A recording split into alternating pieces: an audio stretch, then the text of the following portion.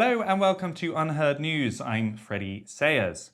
We are nearly 3 years into the COVID pandemic, and still the question of masks, face masks, to protect against it, lies unresolved in many people's minds. Recent articles still claim that we should be wearing masks to protect ourselves against COVID. In fact, there's been a bit of a spate of these articles recently. On the 9th of January this year, The Atlantic magazine asked, should everyone be masking again? The New York Times in December, just a month earlier, says, it's time to wear a mask again, health experts say. And I quote, a high-quality, well-fitting mask is your best protection against infection from the coronavirus, influenza, and RSV. The Wall Street Journal was not to be outdone. In December, just a month ago, they say, how to prevent flu and RSV. You might not like the answer. Masks can provide protection against other respiratory viruses, not just COVID-19. That's a quote. Mask mandates are back. We now have them in public schools in Boston.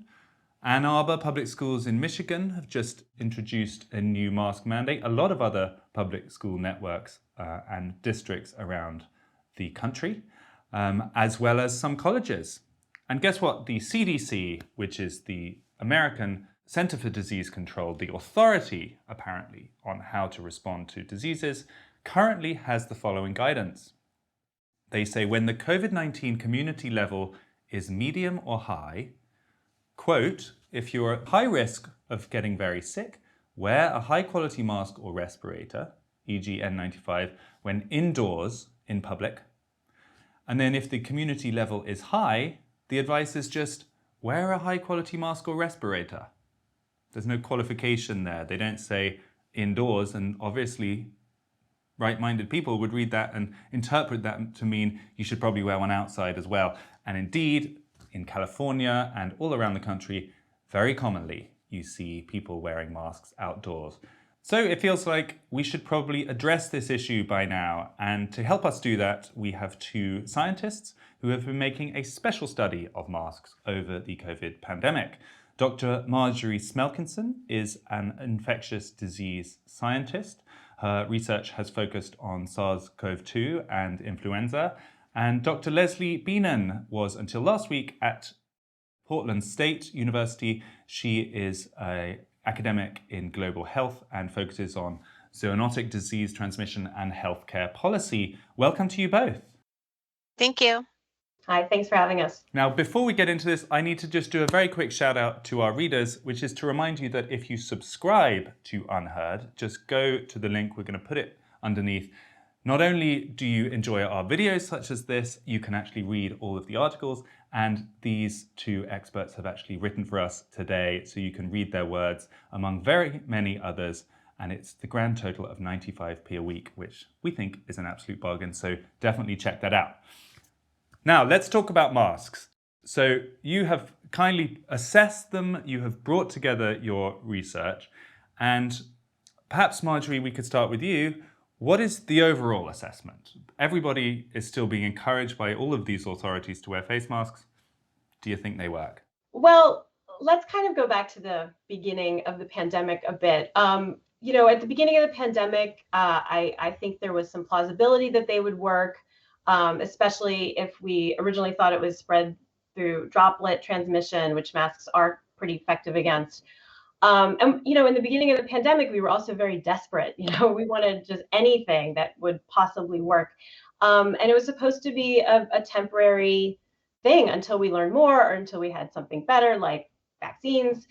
And 3 years in, we are still debating whether or not they work. And it's really beyond time to start looking at the best data that we have on masks. And there is a substantial amount of literature looking at masks, especially if we look even pre-pandemic and look at flu. There are many of these what's called randomized controlled trials. It's really the gold standard of evaluating whether these interventions are working.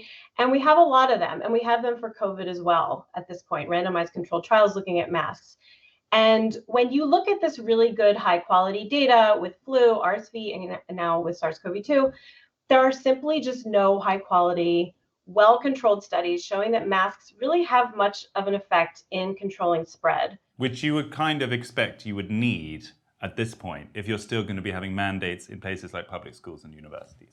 Exactly. We need a much better justification for these mask mandates, and we need to be looking at the randomized controlled trials that we have. And instead, a lot of our public health officials and our media news outlets, they tend to focus on lower quality observational studies to hype these masks.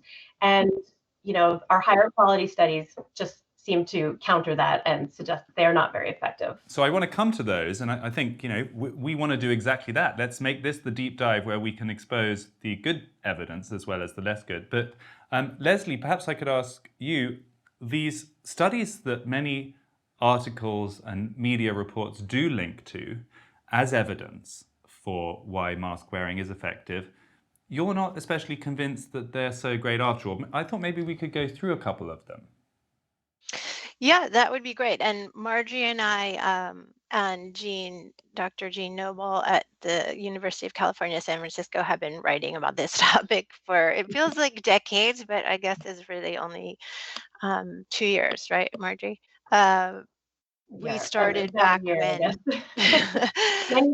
masks were mandated all over the democratic states for kids at school, and we were really wanting to get the mandates lifted. So that was kind of our first take on it, and then now we're revisiting as a few places have brought them back. Not nearly as many, but. So let's go through a couple of the studies or the evidence that are still being invoked as reason for masks. There's a CDC study from 2021, I think, that you are not especially impressed by. Yeah, and that there are a few kind of chestnuts that people like to go back to, and that's one of them. That one, I think, suffered from an issue that's really common across some of the weaker studies, that is not randomized controlled trials, which is that the dates are cherry picked to reflect a time period where cases are rising or falling. But if you extend the analysis, the effect goes away. So I hope that's not too technical. I see. So they claimed in that study that higher pediatric COVID-19 rates were found in unmasked schools compared to masked ones. But you're saying when you extend the time period, that effect goes away. Yeah. So there's like a lot of cherry picking of date ranges or even schools themselves to sort of get to the conclusion that masks work. There's another big issue we've seen with a lot of the studies that on paper find some effect, which is that because the CDC, which is the American health sort of biggest health recommending organization for policy, said initially that students who were masked were not considered, quote, contacts, so they would not be tested. There's this enormous bias built in where if a student or a school or a classroom was masked, then those students were not tested. But if the students were unmasked, they were tested. So there's just this giant confounder built in that, in my opinion, is rarely addressed or even mentioned in these studies. That what is the definition of a contact? So there's a recent study conducted in Massachusetts schools that is quite often referred to in media reports that are in favor of face masks. Is your suggestion then that study, it also suffers from this bias? I believe so, yes. And that study really had a lot of issues, and that in my opinion is one of them. Do you agree, Margery? Yeah, the Massachusetts school study, it's become a media darling, I like to say. It was, I believe, published in November of 2022, but it was conducted like during the Omicron surge, so the beginning of 2022. And they found that a lot of schools were dropping mandates around March of 2022, I think, and they were looking to see which schools, if any schools had more cases. And they found that the ones that dropped the mandates had this like explosion of cases. But back to what Leslie was saying, there were also major policy changes when it came to testing once masks were dropped. the CDC did have this rule that if you were mass contact, you were exempt from testing and quarantining. So it's possible that the districts that, or the schools that dropped the mask mandates, were just testing a whole lot more, which just makes it, obviously you're just detecting a lot more cases. The cases were probably already there, but you're just detecting a lot more. Another confounder that we pointed out, or that we think confounds this data, is that there's probably very large differences in the levels of natural immunity, at least at the time. And so the schools that kept mask mandates tended to be the lower socioeconomic schools. And so those communities also tended to suffer from more COVID infections. And so it's very likely that those schools simply just had more natural immunity to start with and during Omicron. And so if you have natural immunity, that's going to delay the time to your next infection. So that might have been why we were not seeing this explosion of cases in these schools as well. Right.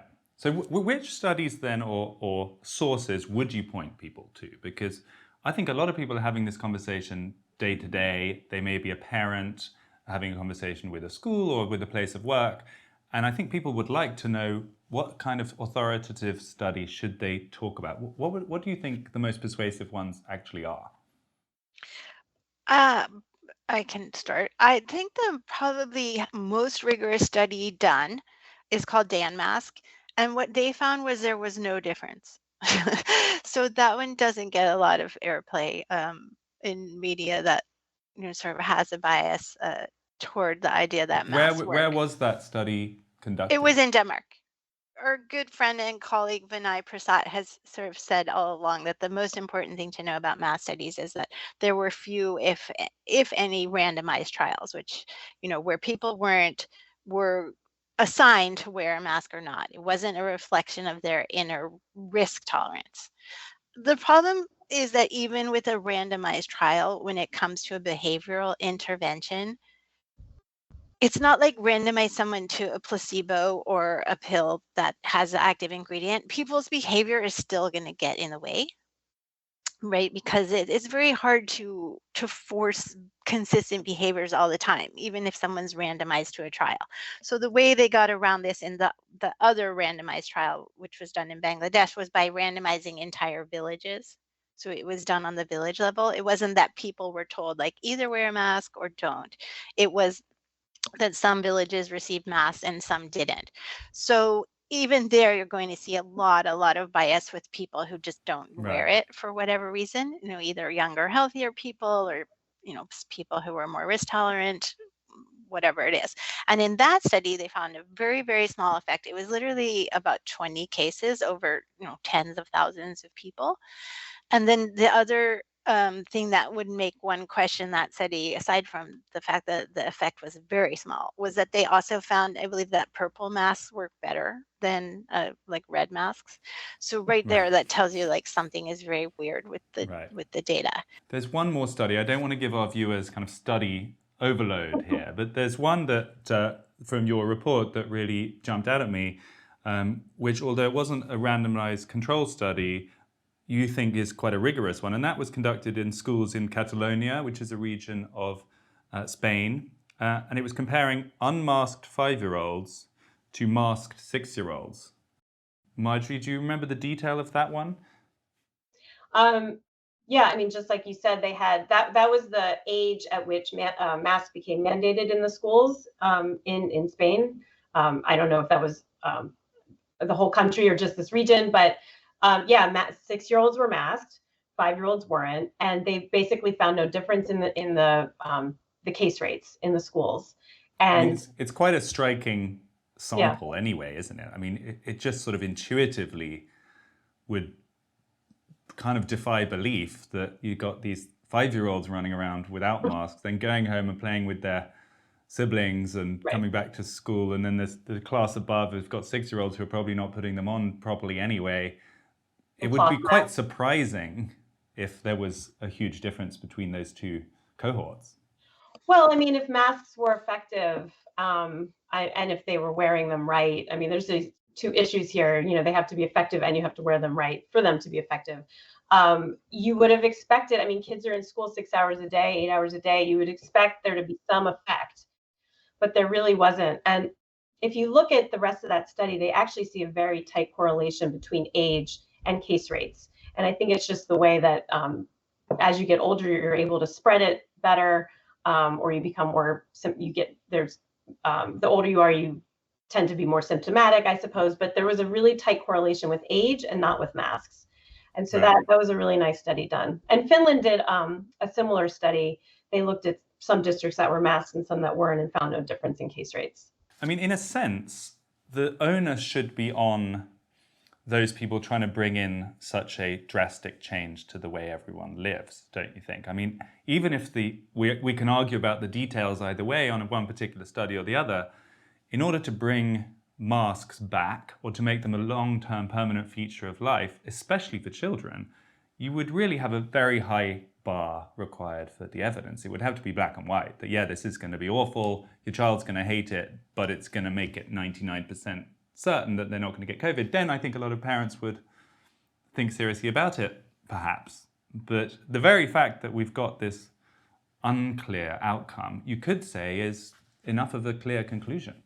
Part of me is like, why are we focusing on these lower quality observational studies when we have these better randomized controlled trials? And not just for COVID, we also have them for flu, and it's very similarly transmitted, it's similarly sized, and there's been many more randomized controlled trials on flu, especially in healthcare workers. And you look at these trials, you look at meta-analyses of these trials, and they all find really to have no effect. There's even a Cochrane review, which is a very large organization that evaluates pharmaceutical interventions in general, and they analyzed many randomized controlled trials for flu and found there was no effect. And so why are we focusing on these lower quality observational studies? Why 3 years in is that what we're cherry picking to put forth to promote masking? You know, it's beyond time to let our best evidence guide our policies. And until we do that, and until we accept that masks really just have little efficacy against these seasonal respiratory viruses, these calls to mask up are going to happen every wave, every winter. I mean, let me put your question to your colleague Leslie then. I mean, why do you think it is that there is this apparent bias in the prestige media, perhaps we should call it, towards evidence in favor of masks? What explains it, do you think? I think it's not just prestige media. I mean, if you're on a university campus, you know, this accepted dogma is that you should wear a mask because, you know, why not? I think it's the desire to feel like you're doing something. And people really struggle with the lack of control and the helplessness of feeling like there's nothing they can do. Um, and because very early on it was quote doing something was sort of associated with a political tribe. That is, if you were, you know, a Democrat, if you were on the right side, then you were doing the things. And then if you were not, if you were a Republican or you voted for Trump, you weren't doing the things. So it became just like a way to, you know, I don't know, show that you cared and all these things. And then people seem unable to let go of the idea that they're going to have some control over what happens to them. It's very like voodoo-ish in my opinion.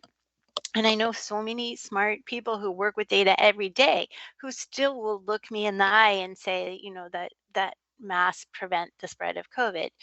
Um, and I guess I'm not saying they never could if worn, you know, absolutely unfailingly correctly in every situation, but that's just generally not what happens. And even in healthcare settings, I have seen some studies showing that masks really didn't prevent spread of flu, for example, or RSV. And you know, that's a setting where you would think people were very motivated to mask correctly and wear high quality masks and all those things. But the reality is that we're human, and so we need a drink of water, or you know, someone can't hear and you pull the mask down. It's just I think what's happened, and I don't know if you observe the same thing where you are, but at least here in London, there are still masks signs on a lot of public transport, and people are just ignoring them. And you go to places like theatre, concert halls, and they will actually still hand out masks in some of them. People take them, they put them in their pocket, and you look around and no one's wearing them. So you reach kind of a collective point, I think, where people have just made the decision that it's not going to be part of their lifestyle. And it's often talked about in the context of Asian and East Asian countries that have had a much more masked society, at least in places like public transport for some years. And it seems like at least this culture is just rejecting it. Do you feel like the same is going to happen in North America? I mean, I go to meetings, even last week where everyone's masked but me. So I don't know. I think Not that yet. Not here.